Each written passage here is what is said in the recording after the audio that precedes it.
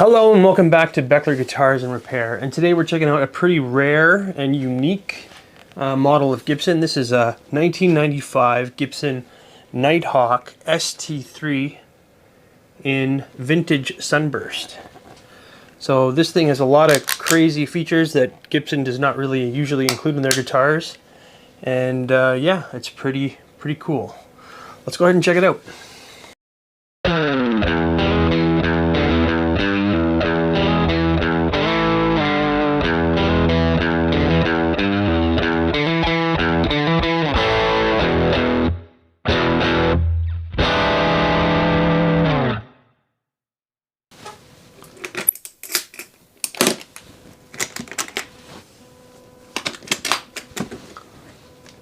So the Gibson Nighthawk was released in 1993.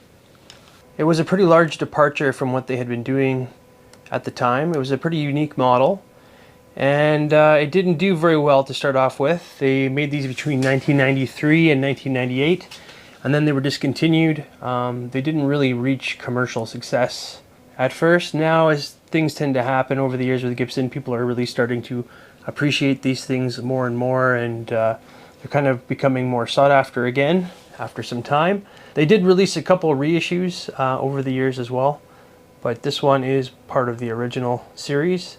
This is the 1995. So the first thing you'll notice is that it's a pretty unique shape. So its body shape is kind of a combination of an SG and a Les Paul. You can see the lower bout is very similar to an SG, and the upper bout is very similar to a Les Paul. The whole thing's got different dimensions though. The body's a little bit shrunken down, and instead of the normal Les Paul cutaway, it has a Florentine cut. Another difference is most Gibsons have the scale length of 24.75 inches, and this one's more like a Stratocaster or a Tele at 25.5 scale length. This also is not the original case. This is actually an old 90s SG case, so the bottom fits pretty nicely because it's very similar to an SG body, but then the top is not quite the same as a normal Les Paul. So what happened with these cases is a lot of people held them back because they would sell the guitar. It came in these nice 90s cases that people liked, so they would keep them thinking they would fit an SG or a Les Paul, and that wasn't the case. So they probably got like lost or thrown out over the years. So these cases are actually pretty hard to find these days. An SG case will work, but you need a little bit of padding or something. Maybe put a guitar rag in there just to keep it more secure.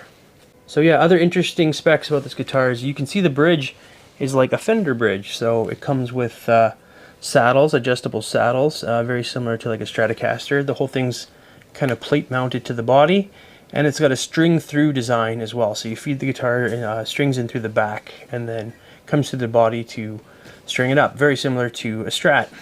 It also has a 5-way pickup selector, blade style, instead of the 3-way toggle that you usually see on a Gibson. So they're each, there's 5 different pickup combinations with this switch, and it's also got a coil tap. So yeah, there's 10 different combinations you can get out of these 3 pickups. And the pickups are actually quite different as well. We've got a mini humbucker in the neck, an actual single coil in the middle position, and a slanted humbucker in the bridge. So the neck pickup is actually a special M-Series mini humbucker made specifically for this guitar. The middle pickup is an NSX single coil. This single coil is also used on the M3, if you're familiar with that model. And then the bridge position is a special M-Series slanted humbucker made by Gibson. This one has been replaced. So Seymour Duncan was actually one of the only companies that made a replacement pickup for this guitar. What was happening is people weren't really liking the bridge pickup on these guitars, or they would stop working, or they would lose it or need it replaced, and there was no other options. So Seymour Duncan actually made a new version of this pickup, and it's actually really widely preferred by Nighthawk players. So Nighthawk players will actually swap these out for these a lot of the time, which has happened on this guitar. We've got a flamed maple top, some really nice flame in this top, and it's actually a flat top, so there's no carve at all on this top. And it's not a veneer, it's actually supposed to be a 1/4 inch cap over top of the mahogany. And then there's a look at our Florentine cut here, which is pretty unique. It's also got mother of pearl split parallelogram inlays. The rosewood fingerboard. The neck is bound. You've got your fret nibs. Medium jumbo frets. There's binding on the body as well, multiply binding. And a bone nut. And we've got our pineapple mother of pearl inlay on the headstock. It looks like it's been ambered over. And the Gibson logo there, which is mother of pearl as well. The tuners have been swapped on this one with some higher end Grovers, but there was no additional reaming done. Looks like it was just the same style diameter of shaft that was used. And then let's have a look at the back. So yeah, it looks like this is a one-piece mahogany body. I couldn't find a seam line. I'll have a little bit of a better look later, but I'm pretty confident it's one piece. And there's a look at our string ferrules where you string the strings through the body. Another unique feature, this thing has a belly cut, which is something you typically don't see in a lot of Gibsons. A lot of the older Gibsons, some of the modern stuff has that kind of features. And then the heel, this is actually carved away a little bit for comfort. And someone has replaced our strap buttons on this with locking strap buttons. And there's a look at our mahogany neck. This is a slim taper C-neck, so it's a little bit slimmer, but it's got kind of a full rounded C over top. It feels pretty good. There's a look at our replaced Grover tuners, these are actually high-end Grovers. And there's a look at our shell number, dating this to a 1995. So yeah, really cool guitar, pretty unique, and a lot of people swear by these things. So I've never really had a chance to play one before, so I'm excited to, plug it in, hear how it sounds, feel how it plays. So yeah, let's go ahead and get it on the bench to get some specs. So yeah, it's coming in at a pretty nice weight at 7 pounds, 9.9 ounces, or 3.45 kilograms. I couldn't find anywhere on the internet if these are weight relieved or not. I don't think they are, but if you know the answer to that, please leave a comment down below. Alright, so the pickup layout on this guitar is a little bit confusing in how it relates to the position of the switch. I went on the Wayback Machine, which is a website where you can go back and see saved websites from, way back in the day. So I use that for Gibson a lot to see what the original specs were for these guitars. So I went back to the 1995 website, and this is the graphic I pulled from there. So what this says is, in the bridge position, it's the bridge humbucker, and then the second position, it's both the neck and the bridge. And then the third position is just the neck. And then the fourth position is the middle position in the neck. And then the fifth position is the split front part of the neck and the back part of the bridge. So yeah, that's a little different. And then in the split, you've got your one coil in the bridge, and then one coil in the bridge in the middle, just the middle. One coil in the middle and the neck, and just one coil in the neck. So yeah, it's a little bit of a different layout. So let's see if we can get that, what the ratings are for that. So let's go ahead and turn on the... So if we go back to the bridge and use the tone knob, I'm not getting any difference when I split the pickup. So because this pickup has been replaced, there might have been something done with the wiring, so we're gonna have to open this up and take a look to make sure everything's wired up properly. Alright, let's check out the pickups. So first is this neck pickup. This is the special M series mini humbucker. This is actually Bill Lawrence designed, and they're pretty rare because they only came in these Nighthawks, and apparently they're pretty sought after. Here's a look at it. Here it looks like it's stock original. There's usually a little piece of tape that came over this solder point. You can see the glue residue from that. And then the middle pickup, this is an NSX single coil. This is what was found on the Gibson M3s. So yeah, that all looks stock. This one has the braided wire. There's actually little inserts into the wood here where the screw screws into.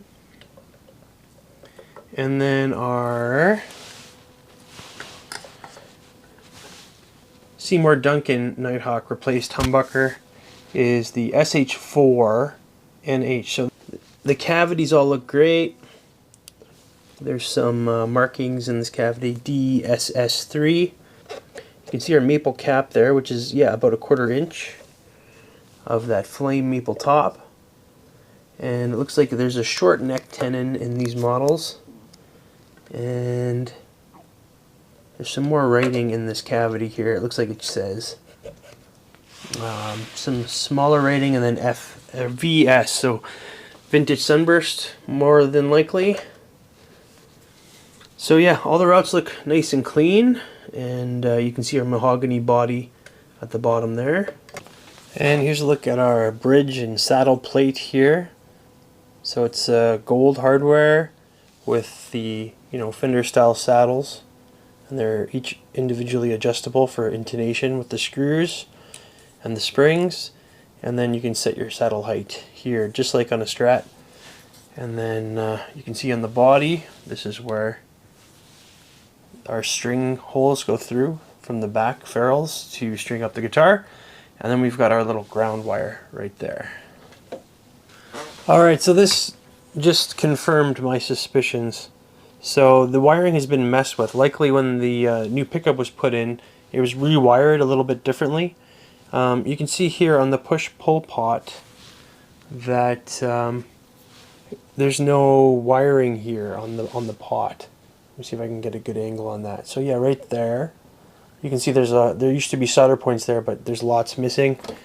And this is actually what you would use for the coil split off of the Seymour Duncan humbucker. And it looks like the JB, the other pickup here, the little mini neck humbucker pickup, isn't wired up to split either. So I'm going to go ahead and put this back to original. I'm going to go find a wiring diagram off the internet, a schematic, and I'm going to put some time in to make this original, because one of the cool features about this guitar is the wiring, so I want to put that back to stock. But other than that, our route looks nice and clean. You can see the maple top there through the cavity. It's routed all the way down to there. And as far as I can tell, the parts look original. This switch might have been replaced. I'm not sure what kind of 5-way switch Gibson uses, because they don't use it very often. But the body is also one piece. I looked everywhere for a seam, and there definitely is not one. So a nice piece of mahogany for the back, and there's a look at our string ferrules where you string the guitar through. Alright, let's go ahead and get this wired up properly. Okay, upon further inspection, this 5-way switch was replaced. It used to come with like a super switch, which looks like this. And this is the original wiring diagram from Gibson. So it's gonna be a little bit of work. So yeah, cancel all my plans this afternoon. I'm busy. After much searching, success. I knew there was a reason I obsessively collect parts that I will probably never use. So because this is a rare model, it was very difficult to find a wiring diagram online. There were some old vintage Gibson ones, but they were kind of mislabeled. Some other people had tried to use them and they didn't quite work. Especially with the modern super switch, the wiring was a little bit off. So after some scouring, I finally found a couple. I had to redo it a couple times, but I'm pretty sure it's all working now. I plugged it in and tested everything. It should be good to go. And here's the end result. So yeah, a bit of a nightmare to wire this all up, but it should be good to go now. So yeah, just testing out the pickup readings now. So in the bridge position, split is working. Goes from 15 to 8 and a bit. And then the neck pickup, the split is also working from 15 to about 8. So yeah, everything's working good now. Alright, now that it's all restrung and set up, let's have a quick look at the condition. It's in good shape. The headstock's got a couple little nicks and dings around the perimeter. Our headstock looks good. It's not too scratched up. And there's a look at our truss rod. So yeah, no thread showing at all, so lots of room for adjustability. And our bone nut seems to be cut very well. And yeah, there's a look at our real mother of pearl split parallelogram inlays that look really nice. Fretwear on this is almost non-existent. Fret's in really nice shape. They're nice and smooth and shiny. Lots of life left. And our rosewood fingerboard is nice and dark with streaks. It's a good looking piece of rosewood. And then on our body, in the light, you can see a couple little dings and indentations there. But nothing too bad. I think the worst of it would be just this little ding here by the burst. I'm not really sure what happened there, but you can see that bit of a dimple there. I don't know if it's been touched up or not. It feels nice and smooth, but there definitely was something going on there. But it is finished over now, and it feels good. And everything appears to be original except for the pickup and the switch that I put in. And the back, one-piece mahogany. Again, in the light you can see a few little dings and dimples, but nothing to the finish. And our one-piece mahogany back looks good. More look at our comfort carve there. And just a few small marks on the neck. That's probably the worst of it there. That one ding.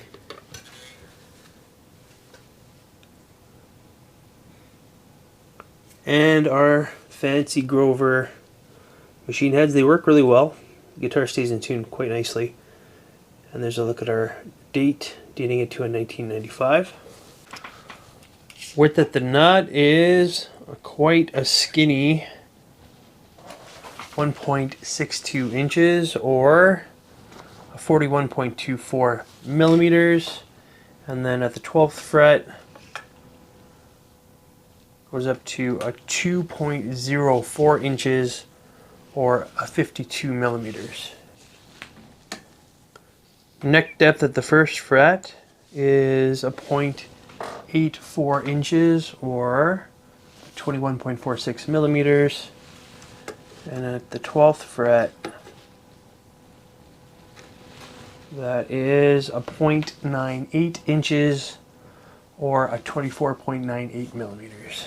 And here's a look at our neck profile. It's a pretty standard C shape. It stays pretty rounded by the 12th fret as well. And yeah, it definitely feels like a 60s style in terms of thickness, but even a little bit smaller. So it's a slim taper neck. Feels pretty little. So yeah, I managed to get a nice setup on this guitar. So using our notch straight edge, we can see that there's very little relief in the neck. So our truss rod's set nice and tight. And then on the 3rd fret, you can see that on the 3rd fret, when we use the 3rd fret, you can see the strings resting very gently against that 1st fret. So that tells us the neck is straight, truss is tight, and we have a well cut nut. And then here at the 12th fret, on our low E string, we're sitting at about a 1.25 millimeters. And our high E string, we're just at about a 1 millimeter. So nice low action. Just going to run up and down the neck, make sure there's no buzzing or fretting out anywhere. I like to speed up this part, but if you want to hear it in real time, just let on the player to 25%.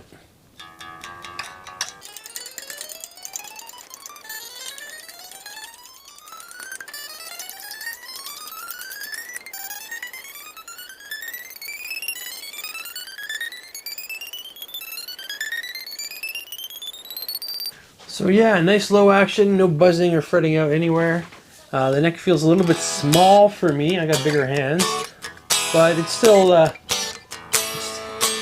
big enough to be playable for me. It's not necessarily comfortable, but it does feel good. It's got a really nice resonance to it. It rings out, and you can feel the guitar like vibrating in your left hand when you use it quite a lot. So that's nice, and of course no fret sprout because it has the nibs. Alright, let's go ahead and plug it in and see how it sounds. Alright, I'm plugged into my 1965 Fender Bassman, Here are my settings, and I'm using this Jim Jones Germanium overdrive pedal. I just find it's a really nice transparent overdrive.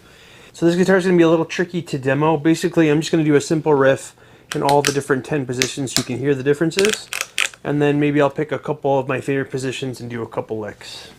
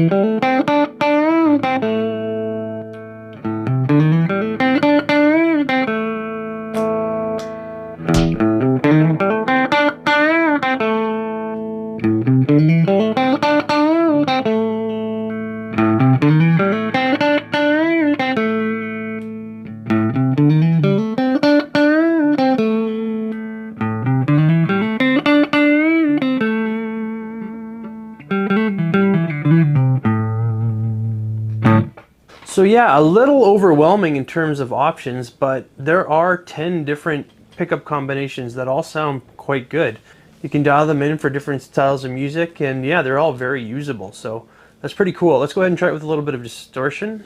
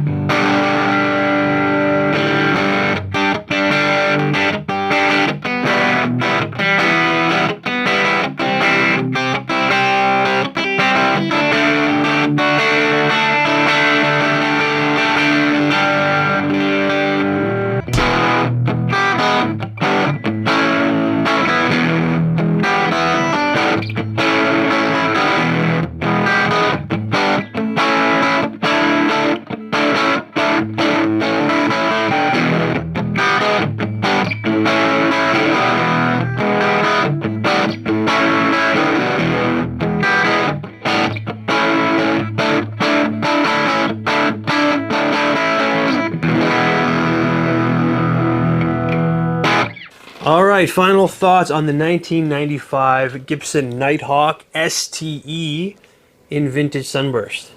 Well, aside from it being a huge pain in the ass to wire up, I quite like this guitar. It's not something I would normally go for in terms of style of a guitar. I usually like stuff that's pretty bare bones, that only does a couple different sounds, and then I'll buy different guitars that do different sounds. But this thing is pretty intriguing for a couple different reasons. When I was playing it by myself without demoing it, I was trying out with like different amps and different pedals, and each one of these different pickup combinations sounded better in different settings. So it's quite nice to have all of these different options available when you're trying out with different gear. This would be great for recording. So let's say you're trying to dial in a very specific sound. You've got all these different options to dial it in.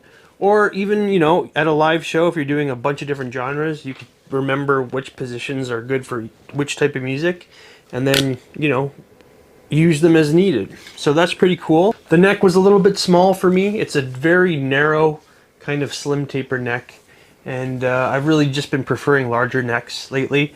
That being said, it wasn't difficult to play for me though. Sometimes with these little small necks I have trouble finger picking because there's not enough room, but this one felt really comfortable. It's got a really nice C carve on it. It's got a really nice maple top here. It's got a really nice flame to it. Lots of movement. I really enjoy that vintage Sunburst look. It looks great. It's got a one-piece mahogany body. You've got those comfort carbs here too, the belly carve, and this back is tapered a little bit. It's very easy to play, very easy to access these upper frets with this Florentine cut. And I played super low, very easy to bend. The frets are in really nice shape. Whoever put these new tuners on did a really good job. These are great tuners. They stay in tune really, really well. And I thought the guitar sounded really nice in almost every position. You could twiddle and tweak it as much as you want, and you could really dial in some really nice sounds. I'm not sure if the string through aspect of it adds anything, but this guitar really does resonate and vibrate a lot when you're playing it. It feels good. And it's just a really kind of cool, quirky Gibson. These are getting pretty hard to find these days. And yeah, they're pretty cool. I really like the mother of pearl parallelogram inlay too. Really classy looking. And overall this guitar was in really nice shape too. A couple little dents and dings, but overall pretty good. And I enjoyed playing it. But that's going to be it for today. Thank you for tuning in to Beckler Guitars and Repair, and I'll have more for you really soon. Thanks a lot.